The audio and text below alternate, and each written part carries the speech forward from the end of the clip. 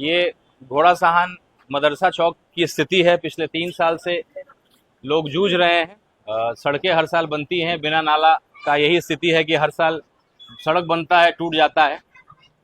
तो मैंने ये कसम खाया कि इस इलाके में जब भी आऊँगा, गाड़ी को कहीं लगाऊंगा और पैदल जाऊंगा, चाहे रात को 12 बजे जाऊं या दिन के 2 बजे आऊं।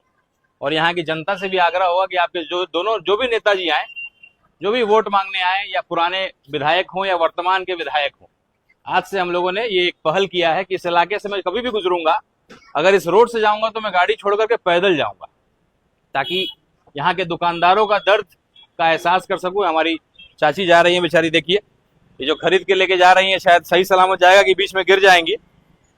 ये 3 साल से स्थिति है। चुनाव आएगा, आप कहेंगे कि नगर पंचायत बना देंगे, तो नगर पंचायत बनेगा तो समाधान होगा, क्या होगा, नहीं होगा। एक बड़ी मूलभूत समस्या बाजार का इलाका है। आप देखिए पूरा ये घोड़ा साहन का मेन बाजार है, और ये इलाका नेपाल से सटा हुआ इलाका है। व्यवसाय के लिए बहुत सारी संभावनाएं हैं इस इलाके में, लेकिन ये सड़क है मेन बाजार घोड़ा साहन का, मदरसा चौक का।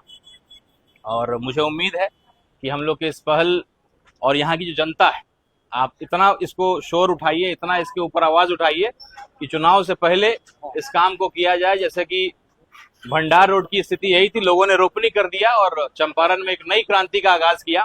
तो हम लोग ने एक छोटा सा पहल किया है कि इस सड़क से जब मैं गुजरूंगा तो पैदल जाऊंगा, गाड़ी से नहीं जाऊंगा।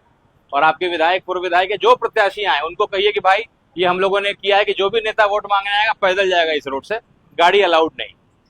और जनता जो है जागरूक होकर के इसके मुद्दे को उठाए। 3 साल में नहीं करा पाए, ये 3 महीना अगर आप सब लोग एक मुहिम चलाइएगा तो मुझे पूरा विश्वास है कि हर हाल में यहाँ के वर्तमान विधायक जी को या जो भी लोग संबंधित लोग हैं इसका समाधान करेंगे।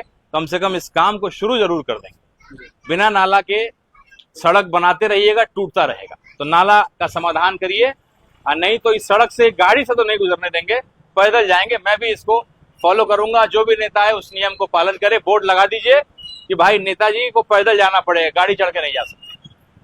अहमदनगर में हम लोग आए और यहाँ बूथ परिवार के सभी सदस्यों को आई कार्ड देकर के जिम्मेदारी बताया और यहाँ की मूलभूत समस्याओं की चर्चा भी की। अभी जो सबसे बड़ी एक समस्या है कि जो वोटर लिस्ट को लेकर के आप अगर अपना नाम डालते हैं तो बीएलए जो होते हैं, बीएलए तो सरकारी कर्मचारी होता है, बीएलए होता है किसी पार्टी का। और यहाँ एक साजिश ये हो रही है, अभी मैंने देखा एक बीएलए थे, कोई चौरसिया जी हैं, जिन्होंने महिलाओं को लेकर के आपत्ति डाल दिया, एलिगेशन डाल दिया कि उनको शक है कि ये फर्जी वोटर है। और लगभग 150 मुस्लिम महिलाओं का वोटर लिस्ट में एलिगेशन की वजह से वो होल्ड पे चला गया। तो ये साजिश आपके भी इलाके में हो रहा होगा। ये तो शुक्र है इस इलाके में कि रेजा बाबू से लेकर के परवेज साहब से लेकर के मेरे भाई सब यहाँ जागरूक लोग हैं, उन्होंने तुरंत उस पर जो है संज्ञान लिया और एक्शन लिया।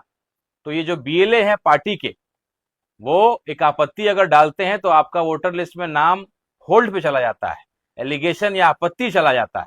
तो एक नई जानकारी मैं आपको देना चाहता हूं और तमाम पार्टी के लोगों को भी बताना चाहूंगा। कुछ पार्टी के लोग शायद सो रहे होंगे, तो आप भी जागिए।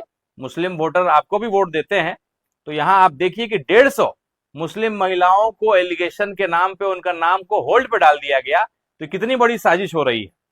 और मैंने देखा कि साइन करके कोई चौरसिया जी हैं, बीएलए बूथ लेवल एजेंट जो भाजपा के बीएलए हैं, उन्होंने इस काम को किया है।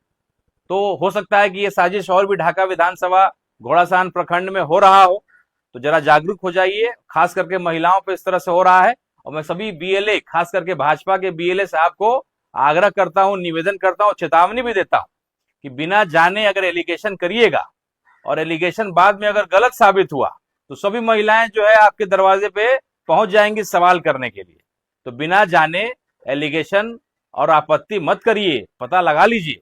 नहीं तो तमाम बीएलए साहब, सारी महिलाएं जिनका वोटर लिस्ट से नाम कट रहा है, आपकी जो साजिश है कि पहले वोटर लिस्ट से नाम काटेंगे, फिर राशन कार्ड से नाम काटेंगे, फिर देश का नागरिकता ही छीन लेंगे। तो ये साजिश में आप कभी कामयाब नहीं होइएगा। एआईएमआईएम बैरिस्टर असदुद्दीन ओवैसी साहब के सिपाही बहुत जागरूक हैं और ये कामयाब आपको नहीं होने देंगे। आरजेडी वालों से भी आग्रह होगा कि जरा सा आप भी जागरूक हो जाइए, क्योंकि आपका भी ये दायित्व है।